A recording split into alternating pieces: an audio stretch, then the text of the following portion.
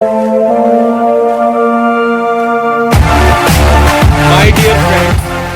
dear friends, today is the second class of conduction. तो solve करते हैं हम इस सेकंड क्लास का सेकंड क्लास की फर्स्ट प्रॉब्लम को. माय डियर फ्रेंड्स, ये प्रॉब्लम IAS 2005 में आ चुकी है. IAS की ऑब्जेक्टिव प्रॉब्लम में हम सबसे पहले एलिमिनेशन मेथड यूज़ करते हैं. फर्स्ट सी हमें एक लिस्ट दे रखी है, दो लिस्ट दे रखी हैं. एक लेफ्ट हैंड साइड दे रखा है governing equation of heat transfer, और सेकंड अनदर साइड दे रखा है हमें specific cases of heat transfer. हमें मैच करना है, ठीक है. और फिर हमें ये कोड्स दे रखे हैं, इसमें से हमारा आंसर कोई एक आंसर होगा. तो आप इसमें से आप केसेस पढ़िए.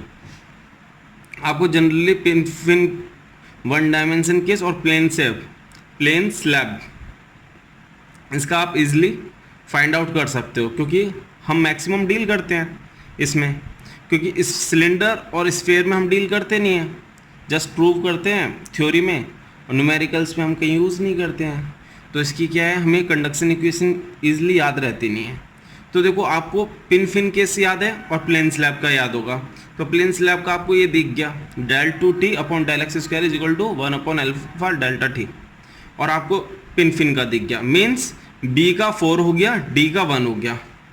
b का 4 हो गया, d का 1 हो गया. देखिए, तो दो ऑप्शन आपके एलिमिनेट हो गए, b और c ऑप्शन एलिमिनेट हो गए. तो आपका a और d में से कोई एक आंसर होगा, ठीक है. लेकिन अब आपको इसमें से किसी एक की कंडक्शन इक्वेशन याद होनी चाहिए, तब आप जाके इसका करेक्ट आंसर दे पाएंगे, ठीक है. तो मैं आपको बता दूं, जब मुझे फाइंड आउट करने ही है, तो सिलेंडर की कंडक्शन इक्वेशन क्या होती है. सिलेंडर की कंडक्शन इक्वेशन क्या होती है, 1 upon are del by del are, are del t by del r plus q dot upon k is equal to 1 upon alpha delta T upon delta t. ये one dimensional equation लिख रहा हूँ, means heat transfer is taking place on the in the direction of radius. Radial heat transfer हो रहा है, ठीक है. और अनस्टेडी दे रखा है क्योंकि डेल शो कर रहा है यहाँ पे, और temperature is changing with time, तो ये अनस्टेडी होगी. विद हीट जनरेशन भी हो रहा है, ठीक है. तो हमें इसमें कहीं क्यू डॉट नहीं दे रखा आपको, तो आप इस टर्म को जीरो कर दीजिए, ठीक है. रिमेनिंग टर्म को आप ऐसे रहने दीजिए. अब इसे हम लेफ्ट हैंड साइड को ओपन करते हैं. Del by del are, are del T by del R. First R को मान लीजिए, सेकंड इसे मान लीजिए. तो यह हो गया आपका R into del two T upon del are square plus delta T upon delta R, del upon del R into del are कितना हो जाएगा, 1 upon alpha delta T upon delta T. Okay, multiply कर दीजिए are से, 1 upon are से इस bracket को. You will get del two T upon del are square plus 1 upon are del T upon del R is equal to 1 upon alpha delta T upon delta T, ठीक है. इसका मतलब आपको यहाँ पता चल गया कि ये वाली equation C is equal to C is for 2, ठीक है. तो आप यहाँ देखिए C फॉर 2, तो आपका आंसर क्या हो गया. ये B और C तो हमने पहले ही एलिमिनेट कर दिए थे, तो C इज फॉर 2. ओके, तो आंसर इज D. प्रॉब्लम आपकी सॉल्व हो गई. लेकिन मैं अब आपको बता दूं, स्फीयर की भी इक्वेशन बता दूं, ताकि आप इसे नोट कर सकें. ये आपकी सिलेंडर की हो गई, वन डायमेंशनल. स्फीयर की होती है, आप बस सिलेंडर की याद करिए, आपको स्फीयर की याद हो जाएगी. यहाँ आर को आर स्क्वायर कर दीजिए, दोनों जगह आर स्क्वायर कर दीजिए. Okay, 1 upon are square del by del are, r square del T by del r plus q dot upon k upon 1 upon alpha into delta T upon delta T. Okay, zero कर लीजिए इसे. Now इसे open करते हैं. R square into del two T upon del are square plus del T upon del are. R square का del by del are कितना होगा, 2r होगा. 1 upon alpha into delta T upon delta T. Okay, 1 upon are square से bracket में multiply कर दीजिए, del two T upon del are square plus 2 upon R into del T upon del R, 1 upon alpha delta T upon delta T. Okay, तो ये आपका sphere के लिए आ गया, ये स्फेयर के लिए हो गया, ये आपने सिलेंडर के लिए कर लिया। लेकिन आपको क्या याद करना है, अगर आपको इनमें से दोनों दे दिए जाएं और आपसे पूछा जाए सिलेंडर स्फेयर की क्या है, तो आप सबसे मिनिमम क्या याद करोगे?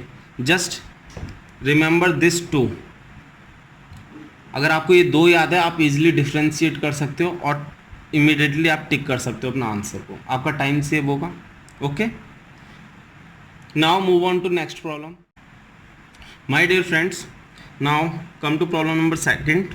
Problem second, what is the expression for the thermal conduction resistance to heat transfer through a hollow cylinder of inner radius r1 and outer radius r2 and thermal conductivity k? हमें expression बताना है क्या है।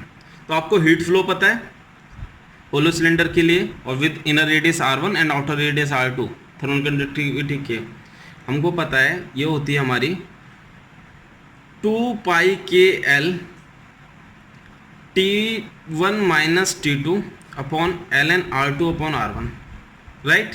ये आपको याद होगा for a hollow cylinder heat flow rate. Okay, और हमको पता है कि हमारा थर्मल रेजिस्टेंस कितना होता है, डेल्टा T अपॉन क्यू। मैंने आपको एनालॉजी बताई थी फर्स्ट क्लास में, मीन्स T1 T2 ये आपकी हीट फ्लो रेट हो रहा है, हीट फ्लो रेट Q, और ये हो गया आपका thermal resistance. Okay, electrical analogy से कंपेयर कर सकते हो आप, तो इसे भी इस फॉर्म में कन्वर्ट कर लेते हैं। Q is equal to T1 minus T2 upon L N R2 upon R1 upon 2 pi K L. Okay, तो देख लीजिए, आप कंपेयर कर लीजिए, ये डेल्टा T हो गया, ये Q हो गया, ये आपका R थर्मल रेजिस्टेंस हो गया, इससे कंपेयर कर लीजिए, तो आपका आंसर क्या होगा, दिस वन। ओके, तो आपको ये आंसर मिल गया। Now come to next problem. IAS 2000 की प्रॉब्लम है, क्या है, the outer surface of a long cylinder is maintained at constant temperature. Constant temperature means steady state की बात कर रहा है, means temperature is not changing with time. Okay, cylinder doesn't have any heat source. The temperature in the cylinder will increase linearly with radius, decrease linearly with radius, be independent of radius, vary logarithmically with radius. तो मैं आपको बता दूं, आपको इसके लिए क्या करना होगा, टेम्परेचर डिस्ट्रीब्यूशन याद करना होगा सिलेंडर का। T minus T1 upon T2 minus T1 is equal to L N R upon R1 upon L N R2 upon R1, ये आपको याद करना है। ओके, तो यहाँ से आपको क्या पता चल रहा है, टेम्परेचर डिस्ट्रीब्यूशन जो है वो लॉगरिथमिकली वेरी कर रहा है, सिलेंडर में लॉगरिथमिकली वेरी कर रहा है। यहाँ एल एन दे रखा है लॉगरिथमिक, तो आपका आंसर क्या हुआ, डी। ओके, इससे ये भी पता चलता है temperature is a function of radius only, temperature is a function of radius only, ठीक है, और किसी दूसरे वेरिएबल के साथ वेरी नहीं कर रहा है, ना टाइम के साथ वेरी कर रहा है, स्टडी स्टेट की कंडीशन हो गई। ओके, और अगर हमें एक कोई क्वेश्चन दे देता है कि हमारे पास एक होलो सिलेंडर है जिसकी इनर रेडियस R1 5 सेंटीमीटर है और R2 10 सेंटीमीटर है, ठीक है, और इनर सरफेस पे टेम्परेचर 1000 डिग्री सेल्सियस दे रखा है, आउटर सरफेस पे 500 डिग्री सेल्सियस दे रखा है। Find the temperature at radius R is equal to 8 centimetre. तो आप इजीली फाइंड कर सकते हो क्योंकि temperature is a function of radius only, और आप इस टेम्परेचर डिस्ट्रीब्यूशन की इक्वेशन को यूज करेंगे और आप इस T की वैल्यू को फाइंड आउट कर लेंगे। Okay, now move on to next problem. My dear students, now come to problem number 4th। The heat transfer in the hollow cylinder is taking place by conduction, and in this case logarithmic mean area is given by 1 is for inner surface और 2 is for outer surface। okay, आपको logarithmic mean area निकालना है। Logarithmic mean area क्या होता है कि आपको एक होलो सिलेंडर दे रखा है, मैं एक क्रॉस सेक्शन की बात कर रहा हूँ, ठीक है, आपको इसमें हीट ट्रांसफर हो रहा है रेडियल डायरेक्शन में, ठीक है। रेडियल डायरेक्शन में जब हीट ट्रांसफर हो रहा है तो इसका एरिया कंटिन्यूस बढ़ता जा रहा है, आप देख रहे हो। जैसे जैसे ऊपर रेडियस बढ़ती जा रही है वैसे वैसे एरिया बढ़ता जा रहा है। ये देखिए यहाँ इतना था, यहाँ पर इतना हो गया, ठीक है। हमसे कह रहा है फॉर, और यहाँ पर आप मान लीजिए T1 टेम्परेचर है, यहाँ पर T2 टेम्परेचर है, और सेंटर से रेडियस R1 है और आउटर की R2 है, ओके। हमसे कह रहा है कि हमें इसकी हीट फ्लो रेट कैलकुलेट करनी है, but area will not change. तो उस एरिया को निकालने के लिए हम कौन सा एरिया निकालेंगे? Logarithmic mean area. और एरिया किस में चेंज नहीं करता है? हमारा प्लेन स्लैब के केस में। और ये कब पॉसिबल होगा? जब हमारा थर्मल रेजिस्टेंस होलो सिलेंडर और प्लेन स्लैब का बराबर हो, और for the same thickness and for the given temperature difference. Means अगर T1 इनर पर है और आउटर पे T2 है तो T1 आप इधर मान लीजिए, T2 आउटर पे मान लीजिए, ओके। और thickness is same, means x is equal to R2 minus R1। This x thickness, और you can say length, x thickness is equal to thickness of hollow cylinder, okay. तो आपको पता है कि होलो सिलेंडर का thermal resistance, cylinder, और आप इधर ले लीजिए आप स्लैब, ठीक है, स्लैब, इन दोनों का थर्मल रेजिस्टेंस जब इक्वेट होगा तब हमें लॉगरिथमिक मीन एरिया मिलेगा, ठीक है। तो थर्मल रेजिस्टेंस स्लैब का कितना होगा? x अपॉन के, ठीक है, ALM logarithmic mean area. Cylinder का कितना होगा thermal resistance? ln R2 upon R1 upon 2 पाई KL, ओके। तो आप देखिए थर्मल कंडक्टिविटी कैंसिल हो जाएगी क्योंकि मटेरियल सेम है, ओके। x कितना है हमारा यहाँ पर? अभी क्या है, a logarithmic mean area denominator में है, तो मैं इसे न्यूमरेटर में ले लेता हूँ और बाकी टर्म को मैं राइट हैंड साइड ले आता हूँ। तो ये हो गया 2 पाई XL upon ln R2 upon R1, okay. तो यहाँ a logarithmic mean area x को मैं R2 माइनस R1 लिख सकता हूँ, बिल्कुल लिख सकता हूँ, क्योंकि हम इक्विटी इस बेसिस पे कर रहे हैं for the given temperature difference and for the same thickness, material is also same, okay. तो ये हो गया मेरा a is equal to 2 pi R2 minus R1 into L upon ln R2 upon R1, okay. इतना आपको समझ में आ गया। फिर मेरे पास स्पेस कम है तो मैं क्या करता हूँ, मैं थोड़ा सा नीचे एरिया यूज़ कर लेता हूँ, ओके। ALM 2 पाई और L को ब्रैकेट के अंदर ले आता हूँ मैं, 2 पाई R2L माइनस 2 पाई R1L, okay. ln R2 upon R1 को मैं ये लिख सकता हूँ 2 पाई R2L अपॉन 2 पाई R1L, बिल्कुल लिख सकता हूँ क्योंकि अब भी कोई चेंज नहीं हुआ। अब भी अगर इसे सिंप्लीफाई करेंगे तो हमें R2 अपॉन R1 ही मिलेगा, ओके। और हमें पता है सरफेस एरिया होलो सिलेंडर का कितना होता है? A is equal to 2 pi RL, okay. आप देखो ना, बेसिक सर्कमफ्रेंस हुआ 2 pi R multiply by L, तो आपको सरफेस का कितना एरिया मिल गया? 2 पाई RL। तो ये हुआ A2 minus A1 upon ln A2 upon A1, ठीक है, ALM। आपको ये फॉर्मूला याद रखना है, ठीक है। इस पे प्रॉब्लम्स आ सकती हैं गेट में, ES में, ठीक है। अभी नेक्स्ट प्रॉब्लम में हमसे क्या कह रहा है? In the above case logarithmic mean radius is given by, इसमें लॉगरिथमिक मीन रेडियस का क्या फॉर्मूला होगा? हमने यहाँ तक सॉल्व किया था, यहाँ तक सॉल्व किया था। अगर मैं ALM को इसके बाद का मैं डायरेक्ट यहाँ नोट कर रहा हूँ, ALM is equal to 2 pi R2 minus R1 L upon ln R2 upon R1। इसे मैं surface area of hollow cylinder की टर्म में लिखूँ तो ये कितना होगा? 2 पाई, मीन्स R1 और R2 को इनका मैं लॉगरिथमिक मीन यूज़ कर रहा हूँ, लॉगरिथमिक मीन, ओके। 2 पाई RML लिख सकता हूँ इसे सरफेस एरिया की टर्म्स में। अब इसे सिंप्लीफाई करते हैं upon ln R2 upon R1, okay, कोई डाउट? 2 पाई से 2 पाई कैंसिल, एल से एल कैंसिल, तो आपको क्या मिल गया? R M is equal to R2 minus R1 upon L N, R2 upon R1। Okay, this is your answer. ये आपको याद रखना है।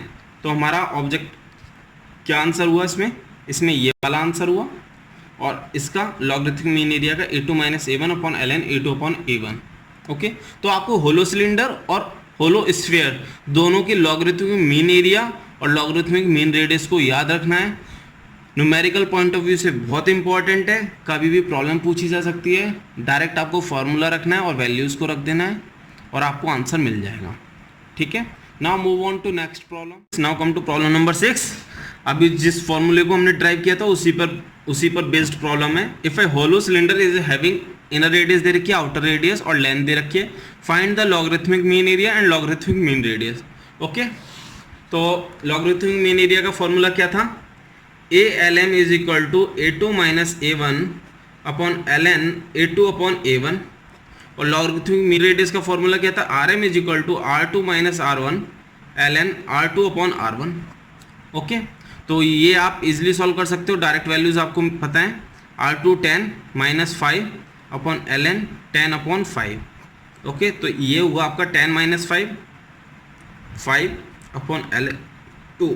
आपको एल एन 2 की वैल्यू पता होनी चाहिए, तभी आप सॉल्व कर पाओगे। तो एल एन 2 की वैल्यू कितनी होती है?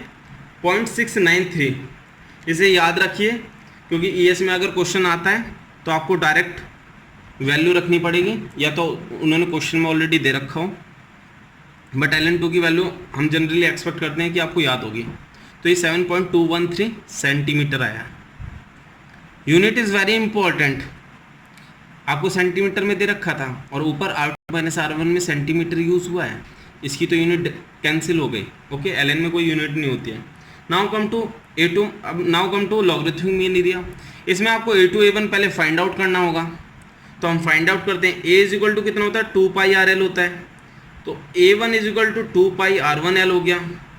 2 पाई R1L, R1 कितना है? 5 सेंटीमीटर। इसे मीटर में रखेंगे क्योंकि लेंथ में हमें मीटर में दे रखी है, तो कैलकुलेट करेंगे, यह आएगा हमारा 2 पाई की वैल्यू डायरेक्ट याद होनी चाहिए आपको, 6.283। ठीक है, multiply by 0.05, you will get 0.314 A1। Okay, metre square. Now A2 2 pi R2L, 2 pi R2 कितना है? 10 सेंटीमीटर, तो 0.1 मीटर हो गया, L1 हो गया। देखिए 2 पाई की वैल्यू आपको याद है 6.283 होती है, तो 0.1 से मल्टीप्लाई करेंगे तो 0.6283 हो गई। Okay, now ALM, logarithmic mean area को कैलकुलेट करते हैं। A2 की वैल्यू आपने 0.6283 रखी, माइनस 0.314 रखेंगे, LN upon LN 0.6283 upon LN 0.314। अब देखिए कैलकुलेशन भी बहुत सिंपल है, ये ऑफ कोर्स इसका डबल है, तो माइनस करने पर भी यही बचेगा 0.314। ये इसका डबल है, इसका ये डबल है, तो ये LN2 की मैंने बताया कि आपको वैल्यू याद होनी चाहिए 0.693। ओके, तो ये होगा 0.314 एंड 0.693। ठीक है, 0.314 0.693, तो ये आपका आंसर आया। 0.314 को मल्टीप्लाई करोगे 0.45 के आसपास। कैसे? विदाउट कैलकुलेटर भी हो जाएगा। देखिए 0.314 का ये डबल है, तो 1/2 हो गया, तो 0.5 के आसपास वैल्यू आएगी। ठीक है, और क्वेश्चन में अगर आपको बहुत ज़्यादा वेरिएशन दे रखा है तो आप सिंपली टिक कर सकते हो 0.5 के आसपास वाली वैल्यू को। तो आपको ऐसे प्रॉब्लम सॉल्व करनी है विदाउट यूजिंग कैलकुलेटर। ES में इस तरह की प्रॉब्लम्स आने की बहुत ज़्यादा चांसेस रहते हैं, इवन PSU एग्जाम्स में भी। ठीक है, इंजीनियर्स इंडिया लिमिटेड, इसरो में इस तरह के क्वेश्चंस बहुत बार पूछे जा चुके हैं, और इस तरह के आने के क्वेश्चंस की रिपीटेशंस के बहुत ज़्यादा चांसेस भी हैं, वो होते हैं। ठीक है, now come to next problem. My dear friends, now come to problem number 7। DRDO 2009 में आ चुकी है problem. An aluminium sheet of 10 mm thickness is brought into contact with an iron sheet of 20 mm thickness. The outer surface of aluminium is kept at 100 degrees Celsius, whereas the outer surface of iron is maintained at 0 degrees Celsius. If the ratio of thermal conductivity of aluminium and iron is 3:1, then the interface temperature in degree Celsius is. Okay, now draw a figure. Composite बनाना है. एक ये हो गया हमारा aluminium sheet. Okay, now draw iron sheet. Both are in contact. Okay, both are in contact. इसका aluminium का outer surface temperature हमें 100 डिग्री सेल्सियस दे रखा है और आयरन का हमें 0 डिग्री सेल्सियस दे रखा है. हमसे इंटरफेस टेम्परेचर पूछा है. अपार्ट फ्रॉम दिस हमें दोनों की थिकनेस दे रखी है. इसकी हमें 10 mm दे रखी है एल्यूमिनियम की, और आयरन की हमें 20 mm दे रखी है. ठीक है, और हमें थर्मल कंडक्टिविटी रेशियोज दे रखे हैं. Thermal conductivity of aluminium and iron 3:1. ठीक है, ये इसमें एक एजम्पशन मान के चलना पड़ेगा. स्टडी स्टेट की प्रॉब्लम है, तो इसमें हीट ट्रांसफर इस डायरेक्शन में हो रहा होगा, from higher temperature to lower temperature. Heat transfer takes place in the direction of decreasing temperature. ये IES 2000 में भी प्रॉब्लम आ चुकी है. IES 2000 नहीं IES 1996 में प्रॉब्लम आई है. ये IES 96 में प्रॉब्लम आई है कि heat transfer takes place H पर which law. 0th law, first law of thermodynamics, second law of thermodynamics. Heat transfer takes place according to second law of thermodynamics because heat transfer takes place in the direction of decreasing temperature. Okay, so amount of heat flow will remain constant here. Amount of heat flow will remain constant here. So we can write here Q is equal to delta T upon thermal resistance of aluminium and iron.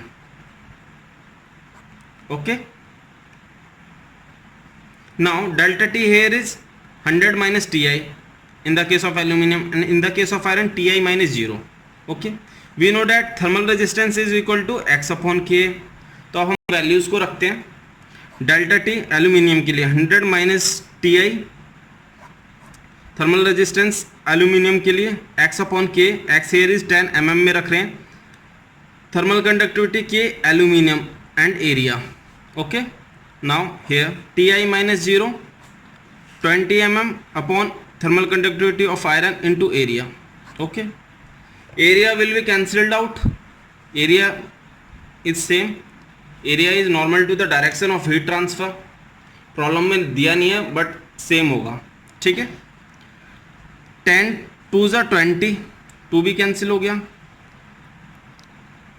के aluminium को numerator में ले जाते, के iron को numerator में ले जाते और 2 को क्रॉस मल्टीप्लाई कर देते. तो हमें यहाँ मिलेगा 2K aluminium 100 minus Ti is equal to K iron into Ti. Okay, K aluminium और के आयरन का आपको रेशियो दे रखा है 3, तो ये हो जाएगा 2 3 जा 6, 100 minus Ti 600 minus 6 Ti is equal to Ti. 600 is equal to 7 Ti. Ti is equal to 607, which is equal to 85.7 degree Celsius interface temperature.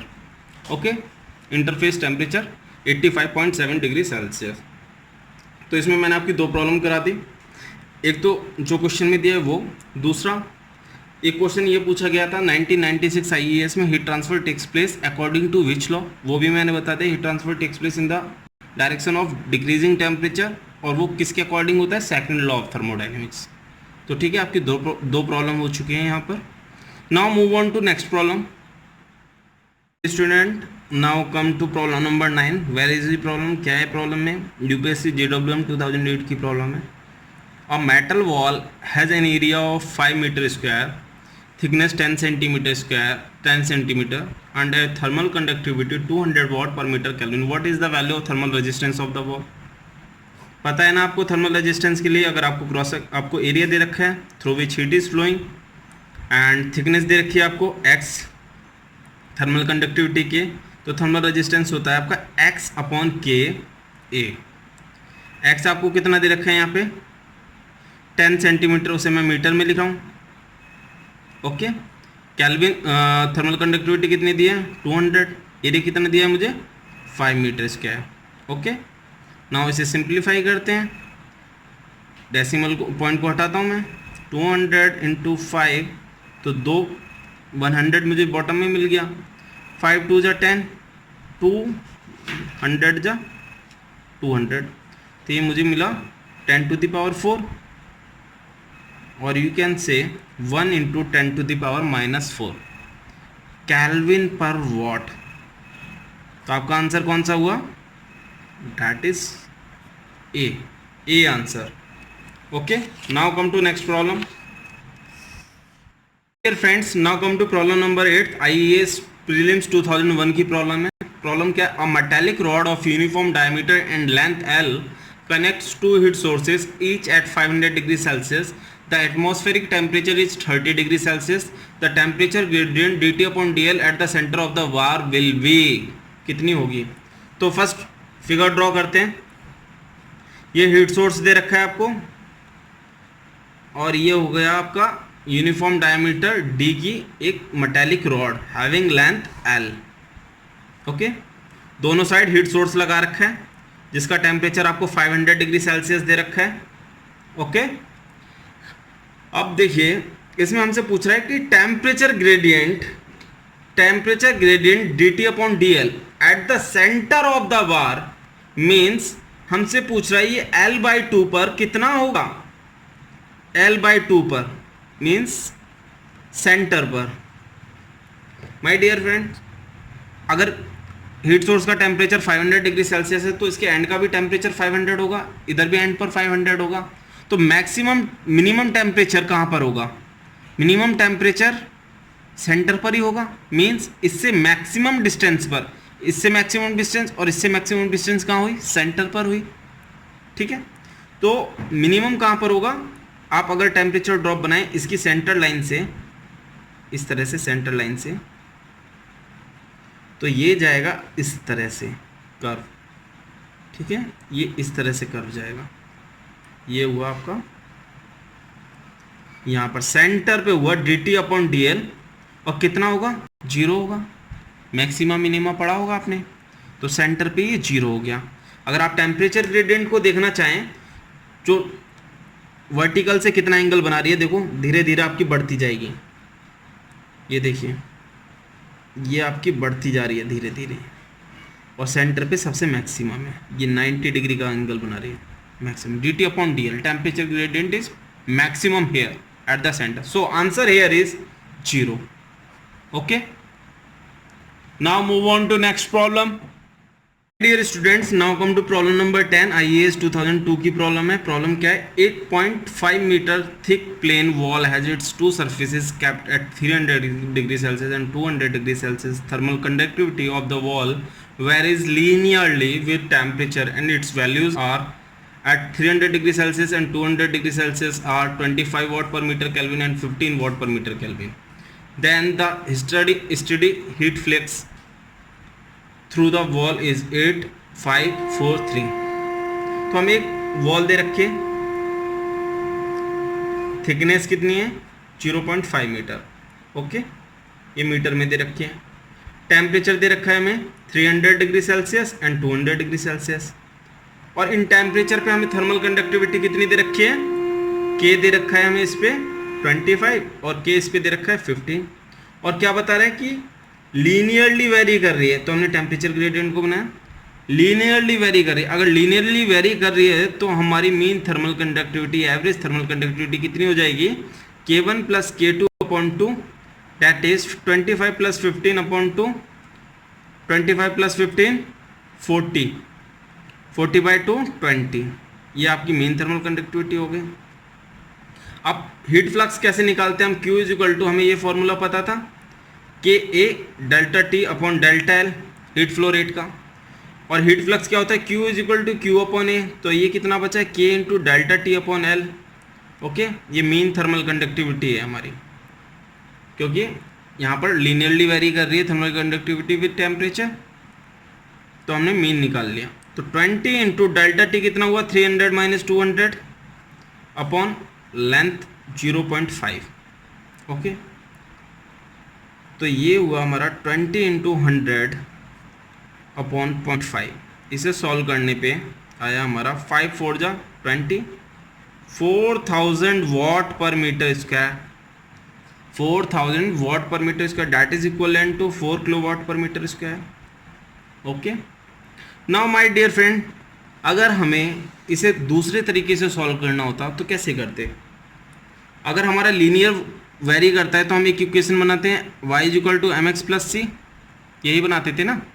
और तो यहाँ पर थर्मल कंडक्टिविटी की क्या बनाते हैं हम, k इज इक्वल टू ए, और किसके साथ वेरी कर रही है, टेम्परेचर के साथ। तो ये हमारी इक्वेशन हो जाती, k is equal to AT plus B. तो इसमें a और b कांस्टेंट हैं, दो उनकी वैल्यू फाइंड आउट करते हैं कैसे। 25 किस पर है, 300 पर, एक इक्वेशन ये हो गई। दूसरी इक्वेशन 15 किस पर है, 15 हमारा 200 पर है। अगर थर्मल कंडक्टिविटी पैराबोलिकली वेरी कर रही होती तो हम कैसे लेते, A X square plus B X plus C, K is equal to. तो मैं आपको ये ओरिजिनल तरीका बता रहा हूँ, लेकिन आपको एग्जाम में टाइम के अकॉर्डिंग आपको प्रॉब्लम को सॉल्व करना है। अगर लीनियर दे रखा है तो सिंपल तरीका ये है, आप तुरंत आंसर निकाला और टिक किया। लेकिन अगर आपको पैराबोलिकली इस तरह से दे दिया जाए तो कैसे करोगे, तो मैं आपको ओरिजिनल तरीका बता रहा हूँ। थर्मल कंडक्टिविटी लीनियरली वेरी कर रही है, ये इक्वेशन बनाई, ए और बी की वैल्यू सॉल्व करेंगे, फाइंड आउट करेंगे, इन दोनों इक्वेशंस को सॉल्व करिए। माइनस कर दीजिए 10 100 ए, तो आपको ए की वैल्यू कितनी मिल गई, 1/10। बी की वैल्यू कितनी आएगी, किसी एक इक्वेशन में रख देते हैं, ए की यहाँ रखा तो ये बचा 20 प्लस बी, बी कितना आया मेरा -5। ओके, ये आ गया। तो ए और बी की इक्वेशन, ए और बी की वैल्यू रखने पे मेरी फाइनल इक्वेशन क्या है, T/10 - 5 थर्मल कंडक्टिविटी की इक्वेशन विद टेम्परेचर, ये आ गई। ठीक है, आपसे इस तरह का क्वेश्चन भी पूछ सकता है कि थर्मल कंडक्टिविटी टेम्परेचर के साथ इस तरह से वेरी कर रही है लीनियरली, ये वैल्यूज़ हैं, आप थर्मल कंडक्टिविटी की इक्वेशन बताइए इन टर्म्स ऑफ टेम्परेचर। इस तरह का भी क्वेश्चन आ सकता है आपका, ES में आ सकता है, इसरो में आ सकता है, और भी PSU एग्जाम्स में आ सकता है। ठीक है, अब हम ओरिजिनल तरीके पे जाते हैं। क्या करते थे, Q is equal to -KA TT/dx होता था अपना। ठीक है, और हमें यहाँ पे हीट फ्लक्स फाइंड करना है, तो A को मैं इधर ले आऊँगा तो क्या हो जाएगा, Q/A that is small q minus K। अब K की वैल्यू रख देते हैं T/10 - 5 dt/dx। dx को मैं लेफ्ट हैंड साइड ले जाता हूँ, dx इसे मैं चेंज कर लेता हूँ, माइनस को अंदर ले आता हूँ, तो ये हो गया मेरा 5 - T/10। ओके, नाउ इंटीग्रेट कर देता हूँ, 0 से 0.5, T1 से T2, 300 से 200। ओके, तो ये हो गया Q इंटू 0.5, ये हुआ 5, इंटीग्रेट करने पे ये आएगा 5T, तो 200 - 300 -1/10, ये हो जाएगा मेरा T²/2। तो वैल्यू रखूँगा तो 200² - 300² हो जाएगा। ठीक है, अब सॉल्व करते हैं। Q into 0.5 is equal to 200 - 300 -100 -500 हो गया, -10 इंटू 2, ये देखिए A minus B into A plus B से सॉल्व करिए तो कितना बचा, -100 और 500। ओके, तो 10 से ये कैंसिल हो गया, एक 0, तो ये बचा -5 -5 ये हुआ मेरा 2500 that is 2000। Q into 0.5, Q is equal to 2000 divided by 0.5, ये आपका आ गया 4000 watt per metre square that is Q is equal to 4 kilowatt per metre square. Okay, this is your solution. ऐसे आपको सॉल्व करना है। अगर आपको ये वीडियो पसंद आया हो प्लीज़ लाइक करें, शेयर करें, सब्सक्राइब करें। रेगुलर अपडेट्स के लिए प्लीज़ रिंग द बेल। मैं और ज़्यादा प्रॉब्लम्स लाऊंगा कंडक्शन की। अभी अराउंड मैं ऑब्जेक्टिव प्रॉब्लम्स अराउंड 100 प्रॉब्लम्स लाने वाला हूँ कंडक्शन में। Thank you so much.